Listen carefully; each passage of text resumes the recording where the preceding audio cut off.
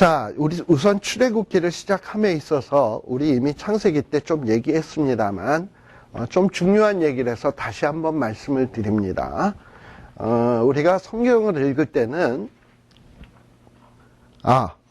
이게 지금 녹화가 되고 있는 거지. 성경을 읽을 때는 먼저 이렇게 큰 성경 전체의 그림 속에서 그 다음에 요 디테일한 부분을 항상 생각해야 된다는 걸 잊지 마세요. 왜냐하면 이 큰 틀을 놓치게 되면 요 조그만 부분에서 헤매다 보면 엉뚱한 대로 길을 잃게 돼요. 우리가 산을 이렇게 오를 때도 대충 어느 산이 어느 쪽에 있고 어느 방향이 어느 쪽이다라는 걸 알고 이렇게 숲속을 누벼야지, 그거 모르고 그냥 숲속에서 길 비슷하다 그러고서 막 그냥 가다 보면 동서남북도 잊어버리고 나중에 엉뚱한 데 가서 길을 잃어버리게 되는 경우가 참 많거든요.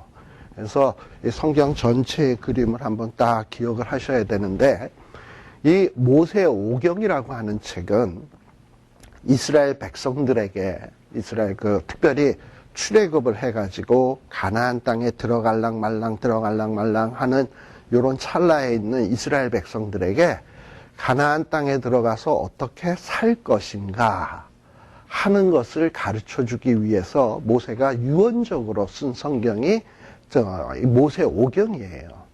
우리가 이미 한 창세기는 어떤 책이냐?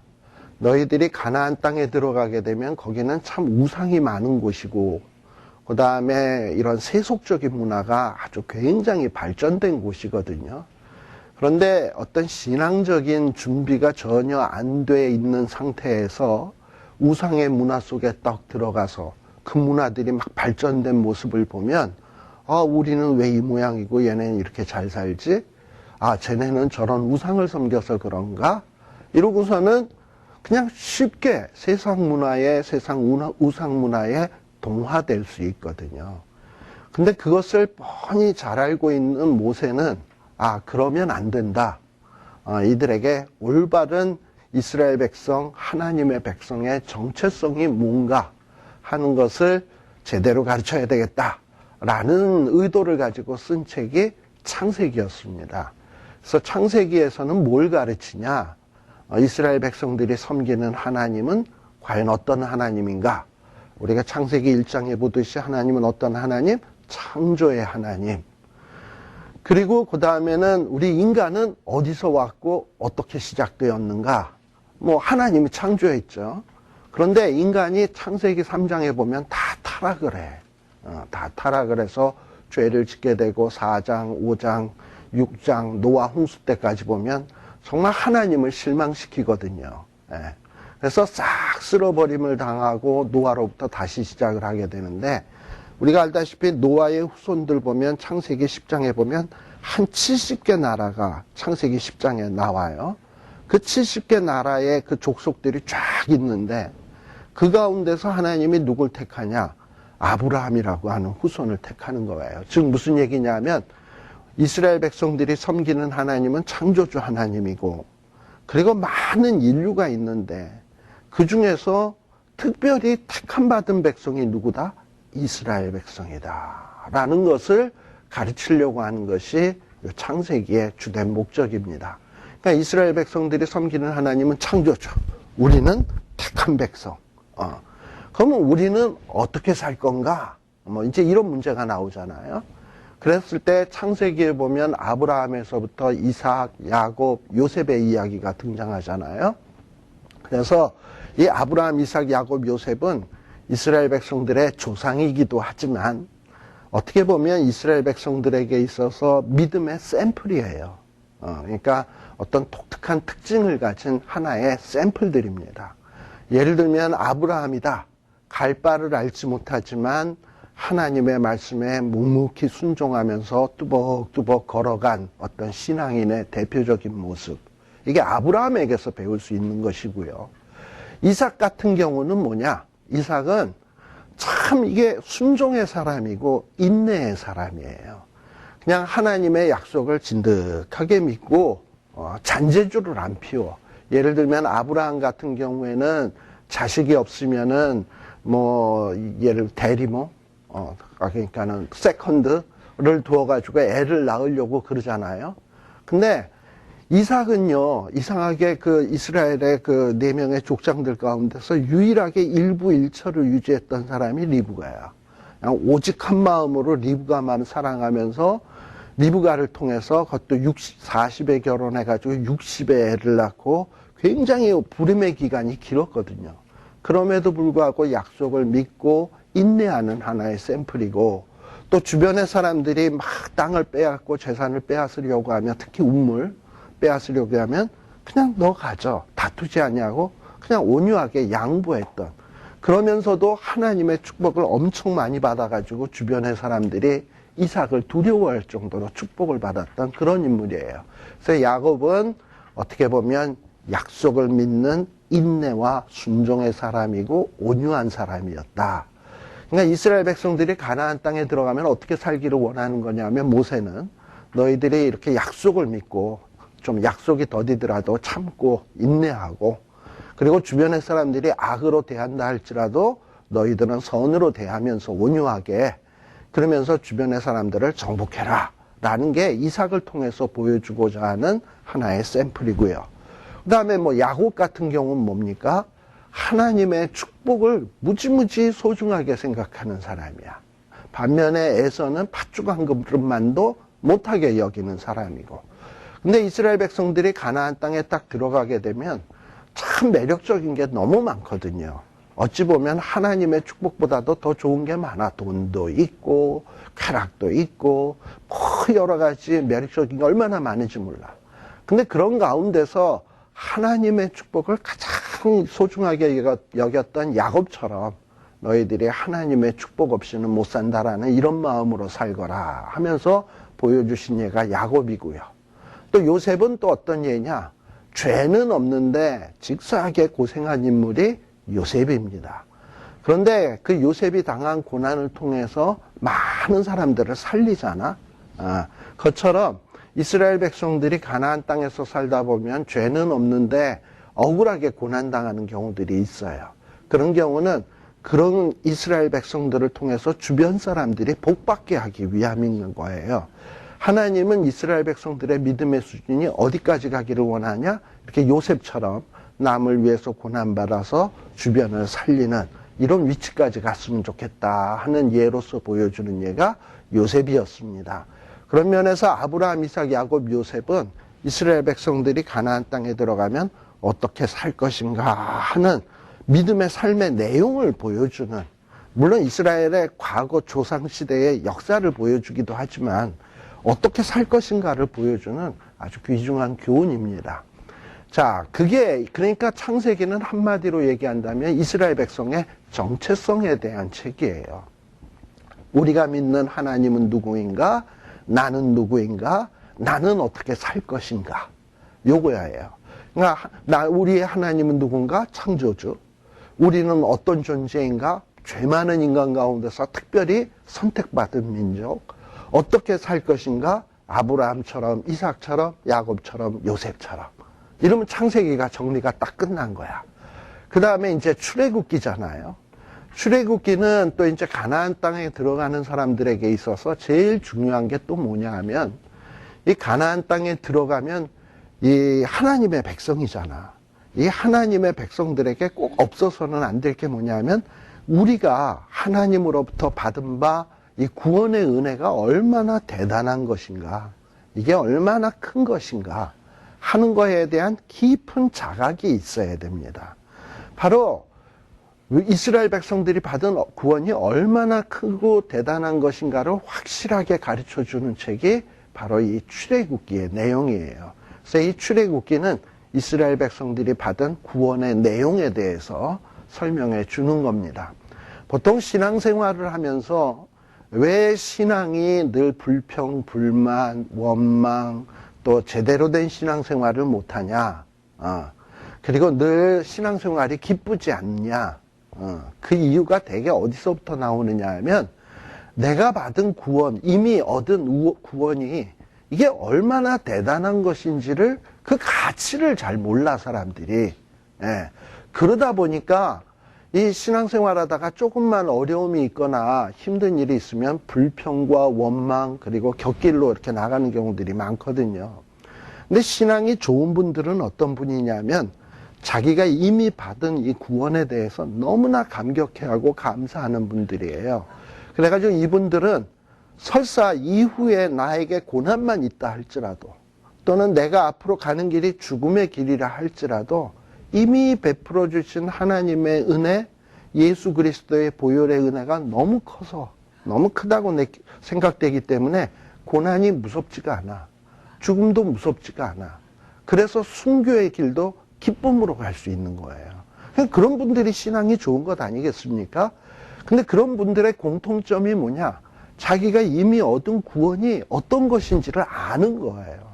근데 이게 제대로 알질 못하면 우리의 신앙생활이 늘 하나님 앞에 다고 이런 식으로만 가. 이미 주신 게 이미 충분한데. 근데 그거를 모르거든요. 근데 이스라엘 백성들이 가나안 땅에 들어가면 제일 먼저 준비되어야 될 것이 뭐냐? 너희들이 받은 바 은혜가 얼마나 큰가. 이거를 하나님이 확실하게 보여주려고 하는 책이 이 출애굽기입니다. 그래서 이 출애굽기의 말씀을 잘 깨닫고 이해하게 되면 이스라엘 백성들이 그걸 제대로 이해한 사람은 어떤 반응이 나타나게 하냐면 야, 이 받은 바 은혜가 이렇게 큰데 내가 어찌할꼬 어떻게 하나님의 은혜에 보답할까 견딜 수 없는 심정이 되게 되는 거예요. 그래가지고 이제 나타나는 반응이 뭐냐면 하나님 앞에 예배해야 되겠다. 그래서 예배를 가르친 책이 레위기고요. 그 다음에 하나님이 주신 사명을 감당해야 되겠다. 그것이 바로 민수기고요. 그리고 하나님이 기뻐하시는 뜻이 무엇인지를 알아서 그대로 순종해야 되겠다. 그걸 가르친 책이 신명기예요. 그런 면에서 창세기에서부터 신명기까지의 모든 책은 이스라엘 백성들이 가나안 땅에 들어가기 전에 반드시 준비되어야 할 신앙의 기본적인 내용들을 다루고 있는 책입니다. 그런 틀 속에서 우리가 그런 큰 틀 속에서 뭘 봐야 되냐 하면 출애굽기를 봐야 된다는 거야. 그래서 그냥 출애굽기만 달랑 떼서 하나 탁 볼 것이 아니라 아시겠죠? 자, 그런데 우리 여러분들 아마 우리 박경희 권사님이 교재 주신 분들 있으면 좀 보시면 좋겠고 없으면 그냥 성경 보시면 돼요.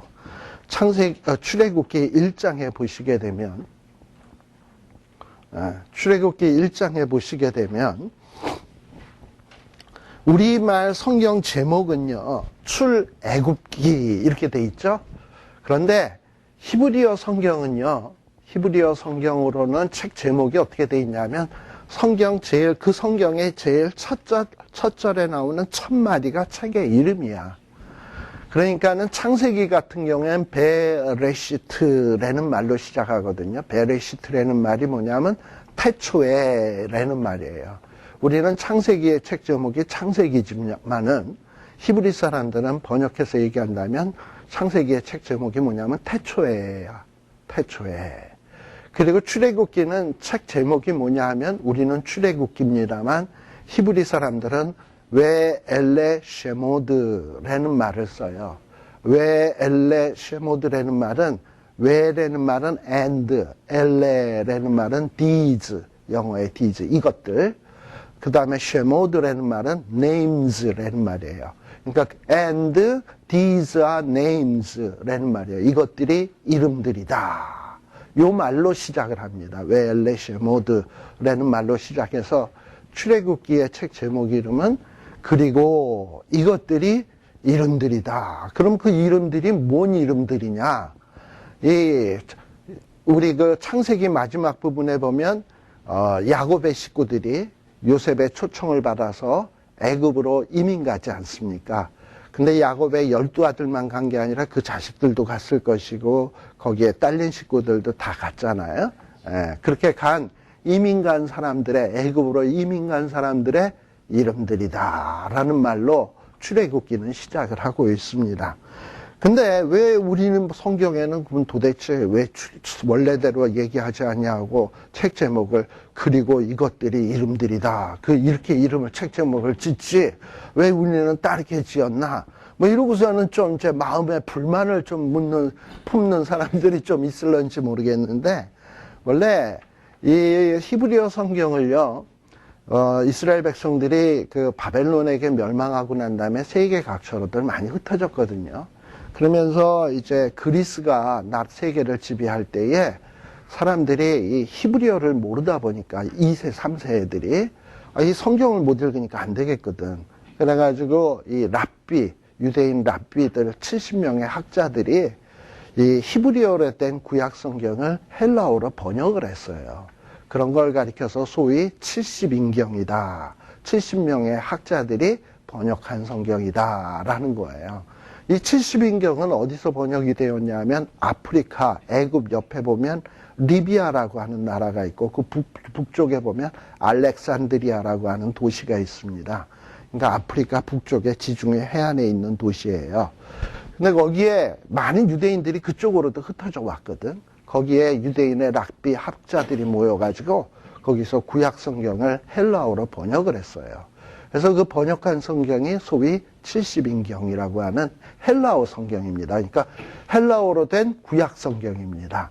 근데 그 구약 성경 안에 그 출애굽기의 제목을 붙일 때 출애굽기 우리 19장 1절에 보시게 되면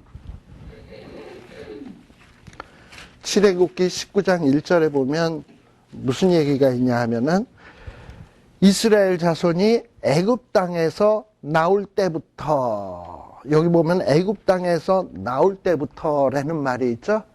이거를 한자어로 표현하면 애굽 땅에서 나올 때 출애굽시 출애굽시에 이렇게가 되겠죠. 그래가지고 그냥 출애굽기가 된 거야. 그래서 우리도 요 말을 본따서, 근데 그 출애굽을 엑소더스라고 얘기를 하거든요. 아무튼 이 말을 본따서 우리도 출애굽기다 이렇게 이름을 붙이게 된 겁니다. 그래서 원래 이름은 그렇지가 않다라는 거예요. 자, 근데 중요한 것은 왜 히브리어 성경에서는 이름들이 이러하다라는 말로 시작을 하느냐? 그리고 앞에 우리말 성경에는 잘 나타나 있지 않습니다만 그리고 이름들이 이러하다라고 되어 있거든요. 그리고로 시작해. 책의 첫 시작이 그리고로 시작을 한다면은 이 출애굽기는 뭐랑 연관이 있으니까 그리고지 터무니없이 그리고가 왜 나오겠습니까?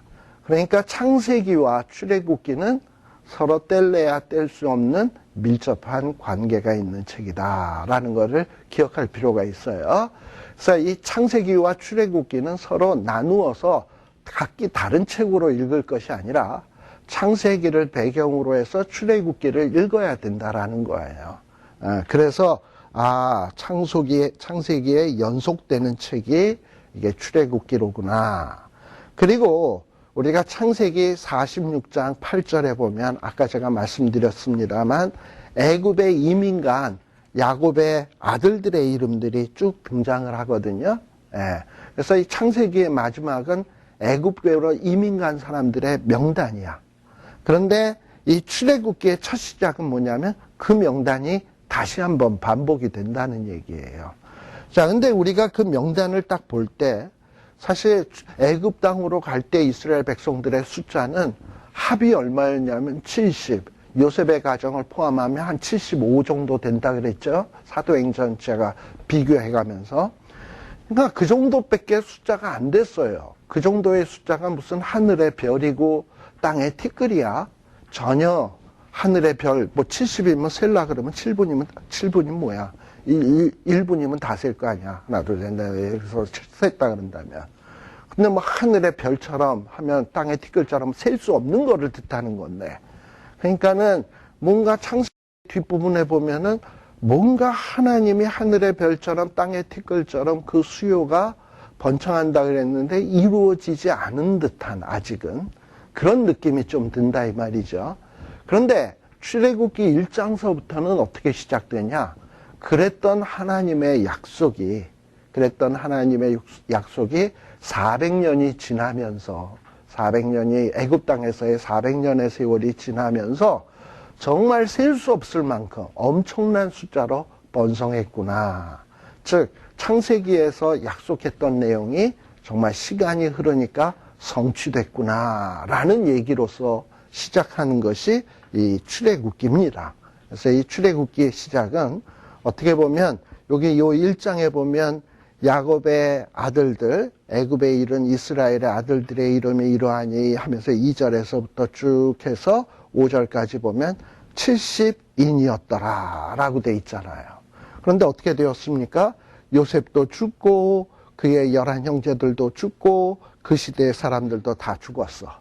그러나 죽은 걸로 끝납니까? 하나님의 약속이 인간의 죽음으로 중단될 수 있나요? 절대 없다. 그래서 그 다음에 나오는 말이 중요하죠. 7절.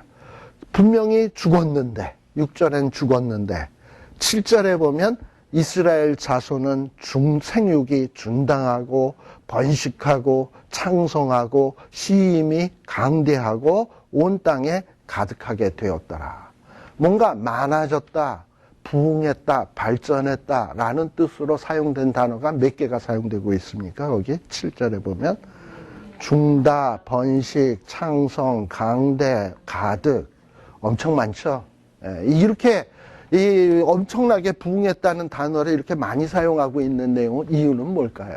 하나님의 약속은 절대 포기되거나 중단되거나 그렇게 끝나지 않는다.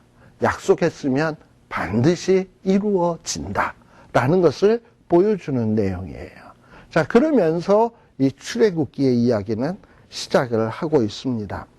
자, 그래서 여러분들 그 교재에도 뭐 좀 있었는지 모르겠습니다만 출애굽기 창세기에는 뭔가 이렇게 그 이스라엘 백성이 적당한 한 70명 정도 되는 이런 민족의 이야기였는데 출애굽기는 이제 어떤 얘기로 시작하냐? 거대한 민족. 애굽 사람들도 두려워하는 그런 거대한 숫자가 된 민족의 이야기로 시작을 해요. 네. 자, 그런데 이 출애굽기의 내용은 이렇게 거대하게 사람은 늘었는데 어떤 얘기로 시작하느냐? 압제당하는 이야기로 시작을 해요. 애굽 사람들이 보니까 자기네들보다도 그 세력이 점점 커지니까 애굽 사람들이 두려움을 느껴가지고 이스라엘 백성들을 핍박하는 내용으로 시작을 하게 됩니다. 자, 그래서 이 출애굽기는요, 이 전체적인 내용을 둘로 나누어 볼 수 있어요. 둘로. 이 출애굽기의 내용을 1부와 2부로 나누어 볼 수 있는데 1부의 내용은 출애굽기 1장에서부터 31장까지고 그 다음에 32장에서부터 나머지 40장까지를 제2부로 볼 수 있어요. 자, 근데 1부와 2부로 나누는 이유는 뭐냐? 1부와 2부의 내용이 서로 뭔가 좀 대칭이 되는 듯한 이런 느낌이 들어요. 정확하게 뭐 딱 반으로 나눈다면 20장으로 나누어야 맞을 텐데, 왜냐, 출애굽기는 총 40장까지 있거든요. 그런데 뭐 자른 걸 보면 1에서부터 31, 32에서 40 하면 정확히 분량으로 보면 반반이 아니잖아. 그럼에도 불구하고 이렇게 나눈 이유는 뭐냐면 내용적으로 볼 때 서로 대칭이 딱 돼요. 자, 근데 내용이 어떻게 대칭이 되느냐 하면 1부, 2부 공통적으로 4가지 주제로 이렇게 대칭이 돼요. 첫 번째, 어떤 식으로 1부의 내용이 시작하느냐? 처음에 아까 이스라엘 백성들이 고난당했다 그랬죠. 곤경에 처한다 그랬죠. 곤경. 어떤 곤경의 이야기가 제일 처음에 나와. 1부의 첫 시작이.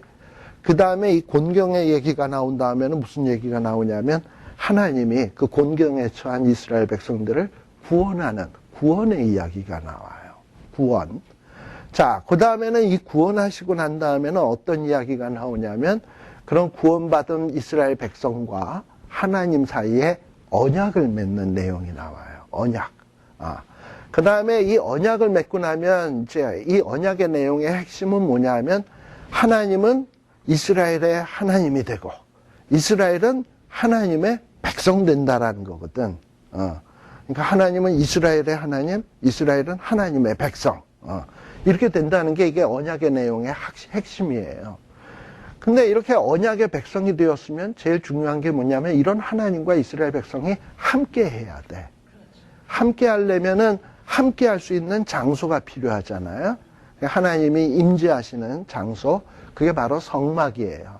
그래서 네 번째는 하나님의 임재, 성막에 대한 이야기가 나옵니다. 다시 정리를 하면 곤경의 이야기가 나오고 구원의 이야기가 나오고 그 다음에 언약 맺는 내용이 나오고 그 다음에는 하나님과 이스라엘 백성들이 함께하는 성막, 임재의 장소인 성막에 대한 얘기로 끝난다. 그럼 1부가 끝나는 거야. 자, 2부의 내용도 어떻게 되느냐? 2부의 내용도 첫 시작이 뭘로 시작을 하냐면 곤경으로 시작해. 근데 1부와 2부와의 곤경에 좀 차이가 있어요. 1부의 곤경에서는 뭐냐? 바로가 이스라엘 백성들의 그 어린 아이들을 죽이는 어떤 물리적으로, 육체적으로 죽이는 육신적인 어떤 죽음, 육신적인 곤경인데 지금 2부에 나오는 곤경은 어떤 곤경이냐면 이스라엘 백성들이 광야에서 금송아지를 숭배를 하거든요. 그래가지고 이 금송아지 숭배했다는 건 이건 정말 사탄의 꼬임에 넘어간 죄 짓는 거잖아. 이 죄를 지음으로 인해서 하나님이 진노하셔서 내가 이 민족을 멸해버리겠다. 어떤 영적인 하나님의 심판이 선포가 돼요. 그것도 공경이지. 그러니까 2부에서 나타나는 공경은 물리적이고 육체적인 공경이 아니라 영적인 공경이야. 이스라엘 백성들이 우상 숭배함으로 인해서 그 민족이 전멸당할 위기에 처한 영적인 곤경입니다. 근데 이 영적인 곤경에 처했을 때 이제 누가 등장을 하냐면 모세가 등장을 하면서 어떤 하나님과 이스라엘 백성 사이에 중보자의 역할을 하면서 이스라엘 백성들을 하나님이 용서해 주시고 구원을 해주게 돼요. 그래서 어떤 구원의 이야기가 등장을 하고요. 자, 그러고 난 다음에는 또 세 번째 부분에 가면 다시금 하나님과 이스라엘 백성 사이에 언약을 맺고요. 그리고 마지막에 또 뒷부분에 창세기 35장에서부터 40장까지는 또 무슨 얘기가 나오냐? 성막에 대한 하나님의 임재에 대한 얘기가 나와요. 그래서 여러분들이 출애굽기 하면 이렇게 머릿속으로 딱 이런 생각을 해야 돼. 1부, 2부. 곤경, 구원, 언약, 임재. 또 2부, 곤경, 구원, 언약, 임재. 이렇게 된다라는 걸 머릿속에 딱 틀을 딱 세워놓고 출애굽기를 읽을 때 어느 내용을 읽을 때 내가 지금 어디쯤 가고 있구나. 곤경쯤 가고 있구나. 구원쯤 가고 있구나. 언약 맺는 내용을 가고 있구나. 이런 어떤 내가 어디쯤 가고 있는지를 여러분들이 좀 생각을 하면서 읽어야 된다라는 것을 말씀을 드립니다. 자, 그러면은 출애굽기 끝났네? 40장까지 다 했으니까. 그렇죠? 자, 그런데 우리가 한번 여러분들 교재 3페이지인데요. 근데 이제 우리가 이 출애굽기를 창세기랑 좀 관련 지어서 봐야 된다 그랬잖아요. 특별히 이 출애굽기는요, 출애굽기와 창세기 사이에는 그야말로 중간에 한 400년의 간격이 있다라는 걸 여러분들이 생각을 해 보실 필요가 있어요. 이상하게 성경에 보면 어떤 큰 구원이 이루어지기까지는 뭔가 이런 공백기가 좀 있는 것을 볼 수 있어요. 우리 예수님이 탄생하시기 전, 그리고 여러분들 구약의 말라기에서부터 예수님 오실 때까지 보면은 뭔가 말라기에서 딱 끝나고 그 다음에 어떤 선지자들이 있냐면 없어. 한 300여 년 동안. 그러고서 예수님이 출생을 해요. 자, 예수님이 오신 것은 뭡니까? 예수님의 이름의 뜻이 뭡니까? 죄에서 구원할 자, 구원하실 자라는 뜻이거든요. 예수라는 뜻이. 자, 하나님이 어떤 구원의 역사를 위해서 예수 그리스도를 보내시게 되는데 그 오시기 전까지 얼마 동안의 공백이 있냐면 한 300여 년간 중간기라고 하는 공백이 있었어요. 그때는 성경의 말씀도 더 이상 기록되지 않았고 선지자도 없었고 그야말로 어떻게 보면 영적인 암흑기와도 같아. 근데 그러다가 누가 나타나시냐 하면 예수님이 이 땅 위에 오시는 거예요. 한 300년 정도. 말라기에서부터 예수님 때까지니까 한 300년 정도. 자, 그런데 지금 이 창세기와 출애굽기도 좀 비슷한 거예요. 창세기도 보면은 요셉의 얘기로 딱 끝나고 난 다음에 요셉에서부터 이제 모세 얘기로 넘어가려면은 몇 년의 세월이 지나야 되냐면 400년의 세월이 지나야 돼. 그리고 400년 세월이 지나고 누가 등장을 하냐면 모세가 등장을 하는데, 이 모세는 뭐 할 자냐면 이스라엘 백성들을 구원할 자예요. 예수님과 마찬가지로. 그런 면에서 모세와 예수님, 뭔가 좀 이 이스라엘 백성들을 구원하는 역할로서 공통점이 좀 있다. 그리고 뭔가 이 모세의 등장 이전에도 공백기였고, 예수님 등장 이전에도 공백기였고, 그래서 뭔가 이렇게 큰 구원이 이루어지기 전에는 좀 이런 공백기들이 좀 있었구나라는 것을 좀 알 필요가 있습니다. 자, 왜 이렇게 이런 공백기가 좀 필요했을까? 저는 좀 성경에는 나와 있지는 않은 내용입니다만, 이게 참 하나님의 의도적인 것이 아니겠는가 하는 생각이 들어요. 뭐냐 하면, 여러분들 우리 밥 먹을 때 보면 시장이 찬이다라는 얘기 하잖아? 뭔가 이렇게 배가 많이 고파야 뭔가 그 다음에 먹을 것을 줬을 때 그것을 맛나게 먹을 수가 있거든요. 뭔가 하나님이 계시함도 없고 하나님의 역사함도 없다가 하나님의 어떤 구원의 역사가 팍 나타나면 그게 확 부각이 되거든. 그래가지고 아마도 하나님은 오랜 기간 동안에 좀 이런 공백기를 좀 둔 것이 아닌가 하는 거예요. 그런 공백기는 하나님이 그러면 열중 좋다고 아무것도 안 한 기간인가? 그냥 우리를 배고프게 만들기 위해서 배 골리는 기간, 그런 기간일 뿐인가? 아니다, 이 말이에요. 뭔가 이렇게 어떤 열매가 맺으려면, 모진 바람, 비바람, 그 다음에 모진 풍상, 이런 걸 겪어야 열매가 익어지듯이 어떤 뭔가 이렇게 이루어지기 위해서는 그 기간이라는 게 필요해요. 자, 하나님은 분명히 아브라함에게 무슨 약속을 했냐면 땅 준다, 후손 준다, 그 다음에 뭐 한다? 함께 한다. 이 약속을 하셨거든요. 근데 이 약속이 이루어지기 위해서는 시간이라는 게 좀 필요해요. 첫 번째는 뭐냐면 땅에 대한 얘기부터 해봅시다. 땅은 지금 이스라엘 백성들이 아브라함, 이삭, 야곱 시대, 요셉 시대를 잠깐 한번 생각을 해보세요.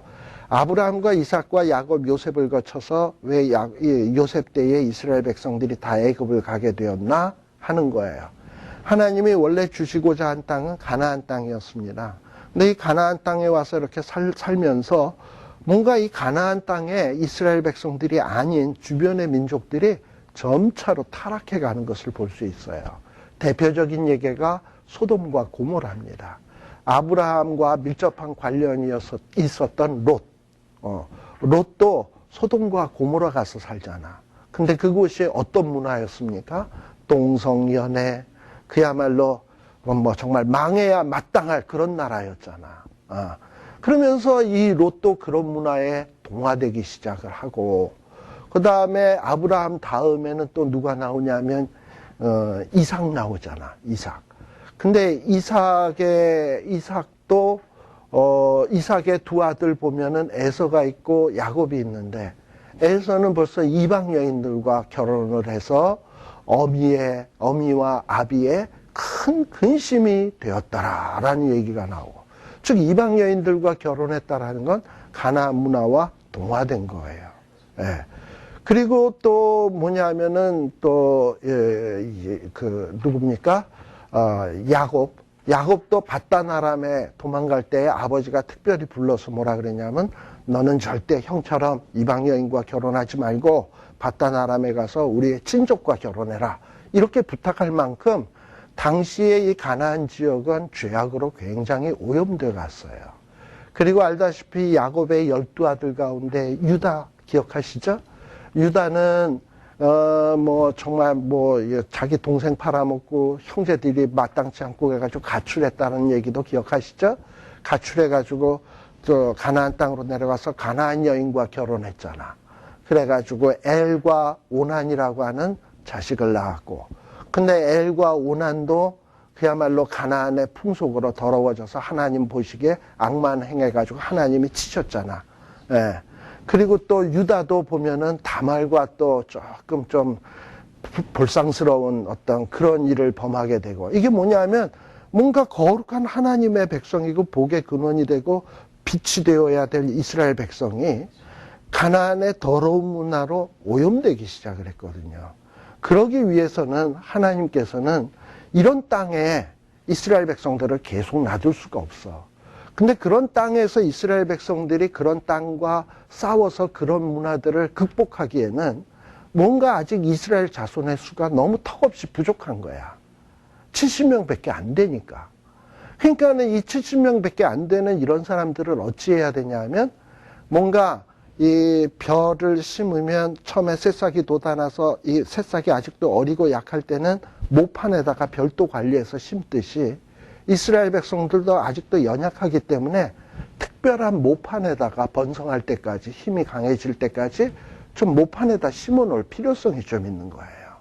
그래가지고 이스라엘 백성들을 가나안 땅에서 뽑아가지고 어디로 옮겼냐? 애굽으로 옮기는 거예요. 근데 애굽은 또 뭐 그렇다고 또 거기는 뭐 깨끗한 문화냐? 애굽도 가나안 못지않게 온갖 더러운 문화거든요. 근데 참 애굽에는 이미 그래서 요셉을 딱 보내가지고 미리 답사를 보내서 미리 딱 정지 작업을 딱 해놔가지고 이스라엘 백성들이 오면 뭔가 하나님이 원하시는 될 수 있도록 터전을 딱 마련을 해놨어요. 그게 뭐냐 하면 이스라엘 백성들은 목자잖아. 애굽 사람들은 목자를 너무 싫어해. 그래가지고 이스라엘 백성들을 가나안으로 애굽 땅으로 옮기되 애굽 땅의 사람과 섞여서 살지 않도록 고센 땅에다가 특별 지역을 줘서 거기서만 살게 해. 그래가지고 거기서 막 그냥 바글바글 거리면서 숫자가 늘어난 거지. 자, 그래서 그 늘어날 때까지는 뭐가 필요하다? 시간. 그러니까 이 시간이 필요한 거예요. 고센 땅에서 늘어나려면. 그래서 400년의 세월이 그래서 필요한 거예요.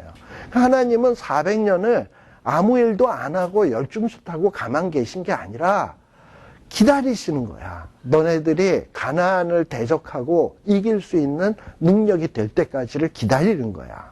애굽에서 나올 수 있는 힘이 있을 때까지를 기다리시는 거야. 하나님의 약속은 중단된 게 아니라 계속 진행되고 있었던 거예요. 그래가지고 때가 되면 하나님은 때가 되면 마침내 그 약속을 이루실 때가 되는 거예요. 자, 그런데 이스라엘 백성들이 어떻게 되었습니까? 고센 땅에서 그 모판에서 막 자라나가지고 그 수가 엄청나게 번창을 했거든요. 그러다 보니까 애굽 사람들이 두려움을 느끼잖아. 그래가지고 뭔가 이스라엘 백성들을 핍박하기 시작하는 거예요. 어떻게 보면 우리는 핍박이라는 것을 좋다고 생각합니까? 나쁘다고 생각합니까? 나쁘다고 생각하잖아. 그런데 하나님은 핍박을 이용해서도 좋은 대로 사용하시는 분이에요. 이제 이스라엘 백성들은 애굽에 죽치고 살 사람들이 아니야.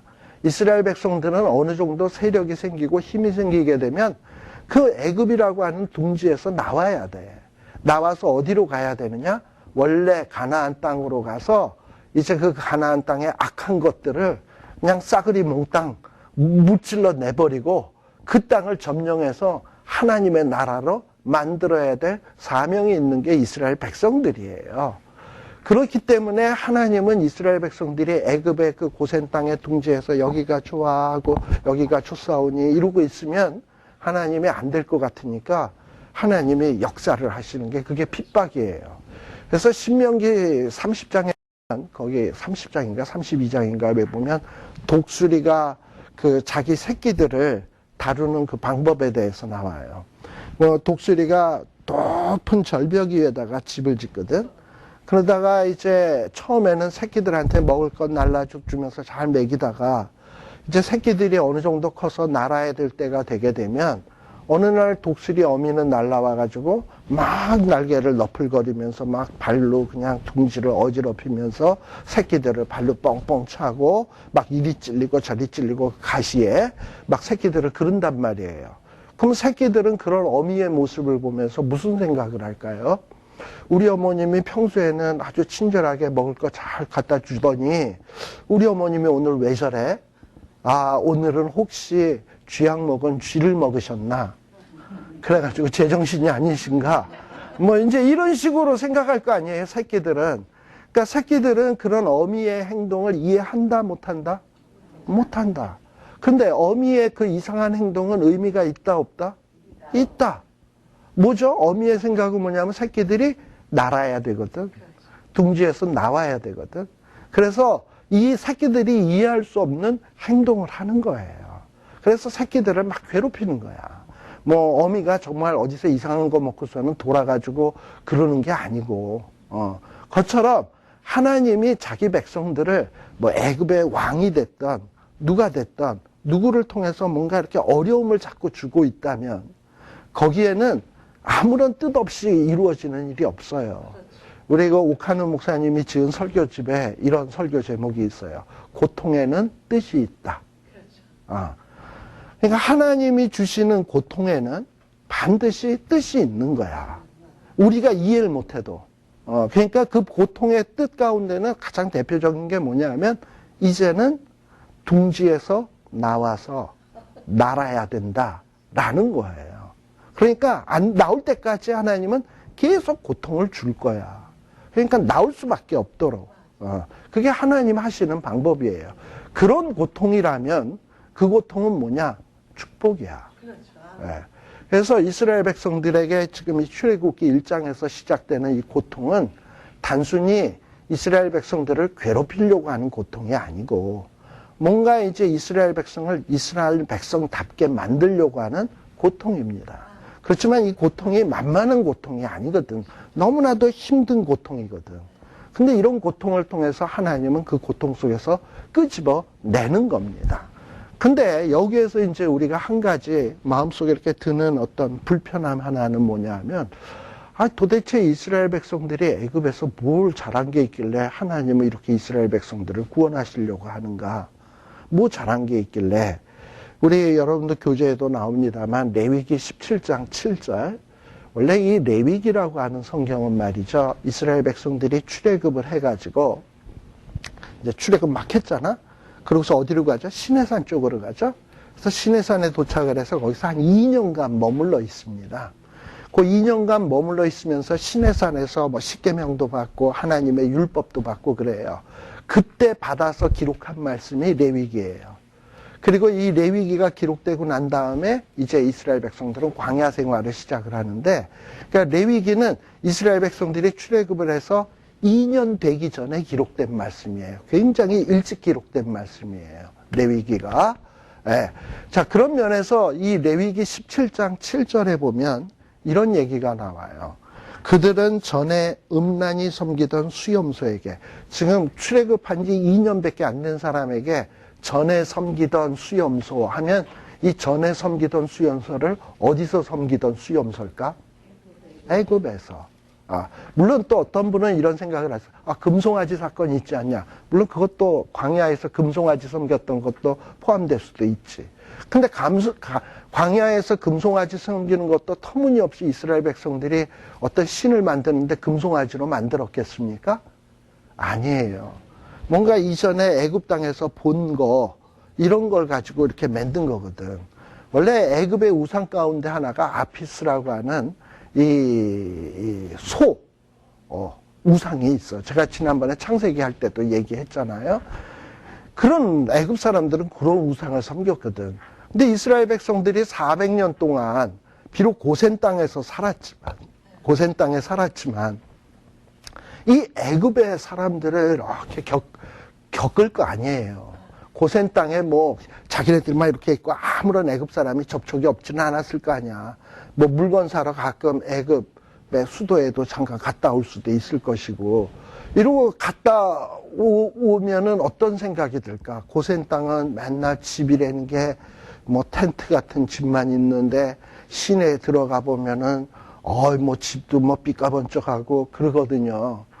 제가 언제 한번 애굽의 그 이집트 문명에 대해서 한번 보여주면, 와, 이집트 문명이 저랬었나? 아니, 제가 그 일본 NHK에서 만든 다큐멘터리가 있거든요.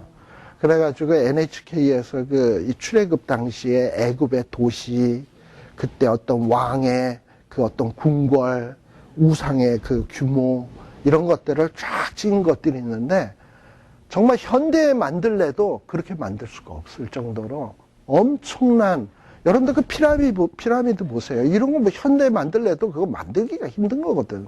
근데 그 도시들도 벌써 석조로 우리는 뭐 아스팔트 이게 깔지만 걔네들은 돌로 다 깎아서 평평한 도로로 엄청난 이 도시를 만들었더라고. 그런데 그런 도시에 고센 땅의 촌놈이 그런 도시에 가서 씩 한번 보고 오면 아, 이게 뭐 우리 동네 이거 뭐야 도대체? 뭐 이럴 거 아니에요. 근데 그 동네 사람들은 보니까 뭐 정말 황금 우상, 그 황소같이 생긴 그런 우상 앞에다 막 절을 하고 이러는 거야. 아, 저 신한테 절을 하니까 저 신들이 저렇게 축복해 준 거고 우리는 그냥 여호와만 섬기니까 그냥 이 지지리 궁상으로 사나 보다. 이렇게 될 거 아니겠습니까? 그러면서 뭔가 애굽의 생활을 동경하게 되고 그들의 문화를 받아들이게 되고 그러면서 이스라엘 백성들도 애굽 땅에서 살면서 차츰 수염소를 숭배하게 되고 우상을 숭배하게 된 거예요. 그런데 하나님께서 이 레위기의 말씀을 주시면서 네가 애굽 땅에서는 그렇게 수염소를 숭배했는지 모르겠지만은 이제부터 이 정말 출애굽을 한 마당에는 너희들이 이전에 섬기던 이런 수염소는 다시는 숭배하지 말아라 하고 하나님이 경고해 주는 겁니다. 지금 무슨 얘기입니까? 이스라엘 백성들이 애굽 땅에 있을 때 그들의 신앙의 수준이 하나님의 칭찬받을 만한 수준이다? 복받을 만한 수준이다? 전혀 아니다. 또 그렇다고 이스라엘 백성들이 애굽 땅에서 400년 있을 동안 성경 공부의 그 실력은 어느 정도 됐을까요? 여러분들 그 사사기 2장에 보게 되면 여호수아가 죽고 여호수아와 곁에 있었던 장로님들이 돌아가시고 난 다음에 그 후손들 자손들이 여호와를 알지 못하였더라. 벌써 이 당대 여호수아가 죽고 여호수아와 함께 하던 사람이 죽고 나니까 2대 3대만 되니까 여호와를 알지를 못했대. 아예 여호와를 알지 못했대. 그때는 모세 오경이 있었을 때야. 사사기니까. 그런데 지금 이 창세기 요셉 끝나고 지금 창세기 들어갈 때는 모세가 모세 오경 아직 기록 안 했을 때야. 모세 오경 기록 안 했고 400년의 세월이 지나고 4대를 거치게 됐어요. 자, 그러면 뭐 야곱 죽고 요셉 죽고 일대 죽었어 다들. 그 다음에 이제 우리가 2세들은 이름 모르잖아. 그럼 걔네들 태어나고 그 다음 태어나면 성경도 없지. 뭐 여호와에 대해서 알 게 뭐가 있어요. 뭐 기껏 아는 지식이라는 게 자기네 아버지 어머니를 통해서 옛날에 아브라함이라는 우리 할아버지가 계셨는데 그때 이런 일이 있었댄다 저런 일이 있었댄다 아브라함이 하나님에게 받은 약속이 이거랜다 뭐 요 정도나 기억을 할까. 나머지 지식은 거의 백지 상태였을 거예요. 그런데다가 애굽의 수염소는 섬기고 이러다 보니 더 이상 하나님은 이스라엘 백성들을 애굽에 두어야 된다 빼내야 된다 빼내야 되는 거지. 그래서 이제 출애굽기가 시작이 되는 거예요. 자, 그런데 하나님께서는 기기묘묘한 것이 뭐냐면 그래서 아무튼 빼내야 되니까 하나님은 어떤 방법을 동원했냐. 자, 거기 또 보세요. 8절에 보시면 누가 등장을 합니까? 요셉을 알지 못하는 새 왕. 그러면 요 왕 이전까지는 뭘 알았다? 알았다. 그러니까는 어느 시점에선가 요셉을 알지 못하는 새 왕이 있고 그 전까지는 요셉을 알았던 왕들이 있구나 라는 거를 여러분들이 좀 알 필요가 있어요. 여러분들 그 가지신 교재에 보시게 되면 그 4페이지인가 보면 18왕조 도표라는 곳이 하나 있어요. 원래요 야곱이 애굽으로 자기의 그 가족들을 데리고 그 이주에 들어갔을 때는 이 애굽에는 누가 다스리고 있었냐면 애굽 오리지널 본토 사람들이 애굽을 지배하고 있었던 것이 아니라 저기 북쪽에 있는 셈족 계통의 힉소스족이라고 하는 이방 민족이 애굽을 지배하고 있었습니다. 애굽이라고 하는 나라는 대단히 위대하고 힘있는 그리고 뭐 최초의 문명을 이룬 그런 나라이긴 합니다만 그러다 보니까는 이방 나라의 침략도 상당히 많이 받았어요. 그러다 보니까 한때 가끔씩은 이방 나라에 의해서 지배당한 때가 좀 있습니다. 근데 요셉이 이 애굽에 와가지고 총리 대신 될 때도 애굽은 누가 다스리고 있었냐? 이방 사람들, 힉소스족이 다스리고 있었던 때예요. 자, 이 애굽의 그 야곱이 애굽으로 이사 왔을 때가 1876년이거든요. 자, 그런데 1876년에 BC예요. BC 1876년에 이주해 왔는데 1580년에 아흐모세라고 하는 사람이 이제 애굽의 아흐모세는 이게 애굽의 본토 사람인데요. 이 본토 사람이 독립운동을 해가지고 이 힉소스족을 다 내쫓아내고 그리고 애굽을 통일해버려. 자기네 민족으로. 그러니까 독립을 했단 말이죠. 애굽 사람이. 이방 민족으로부터. 그때가 1580년이야. 그럼 1876에서 1580년이면은 한 몇 년인가요? 한 300년? 300년 정도 되죠? 그러니까 한 300년 동안은 최소한 누가 다스리고 있었냐? 힉소스족이 다스리고 있었던 거야. 그러니까 이 300년 동안은 뭔가 300년 동안의 애굽의 왕들은 누구였냐? 요셉을 아는 왕들이었어. 왜냐하면 요셉을 총리 대신으로 만들었던 그 백성의 이었으니까. 그러니까 300년 동안은 이스라엘 백성들이 최소한 어떠했냐? 참 살기가 편했지. 고센 땅에서. 그때는 왜냐하면 요셉의 비호를 받는 거니까. 그리고 요셉을 좋아하는 왕들이었으니까. 이스라엘 백성들에게 잘해줬으니까. 그래가지고 이스라엘의 인원이 갑자기 300년 동안 엄청나게 불어난 거예요. 그럴 때도 힉소스족은 이스라엘 백성이 불어나는 거에 대해서 뭐 시기하거나 질투하거나 저것들을 좀 막아야 되겠다 이런 생각을 안 했던 거예요. 그러니까 막 번창할 수 있었던 거지. 자, 근데 어느 정도 번창이 됐단 말이에요. 그러면 이제 뭐해? 그럼 번창한 힘을 가지고 뭔가를 해야 될 거 아니야. 그러려면 뭔가 애굽의 왕조가 바뀌어야 돼. 이스라엘 백성들을 핍박하는 자로 바뀌어야 돼. 그래가지고 하나님이 애굽 나라 안에 독립운동을 일으켜가지고 아흐모세라고 하는 요셉을 알지 못하는 새 왕이 일어나가지고 애굽을 통일해가지고 이제 왕이 돼버린 거예요. 여러분들 우리나라도 그렇습니다만 일본에서 해방된 다음에 우리 한국 사람들이 제일 먼저 하는 일이 뭐였습니까? 친일청산.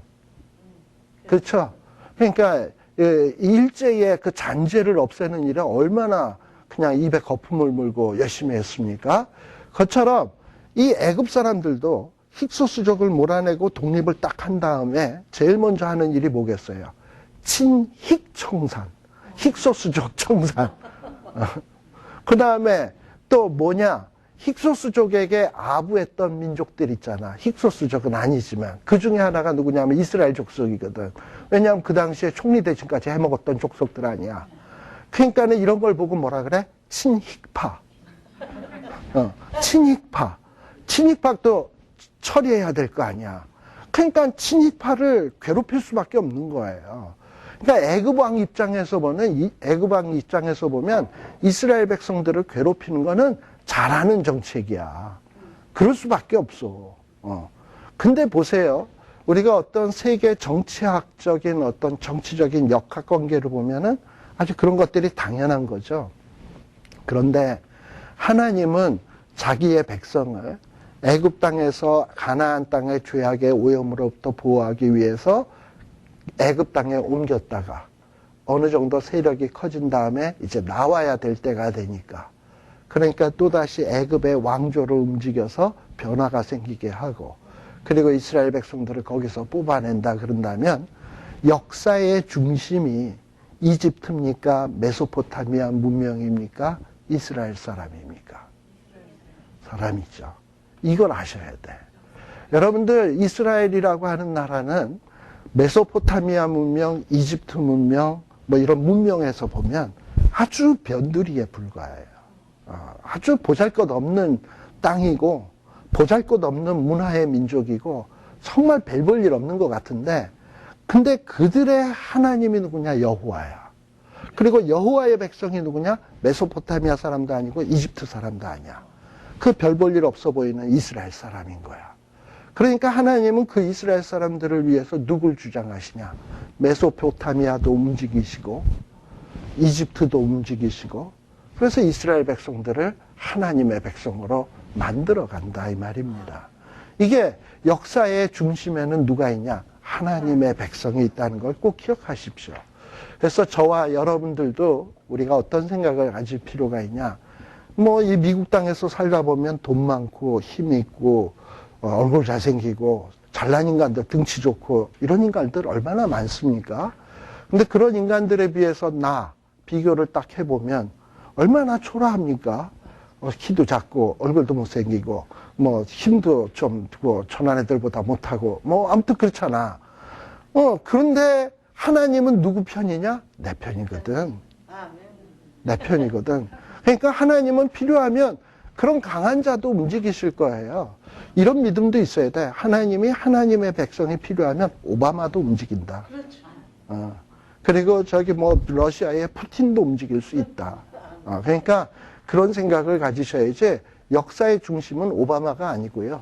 푸틴도 아니고요. 시진핑도 아니에요. 우리예요. 그래서 하나님은 우리를 위해서 세계의 역사를 움직이실 거예요.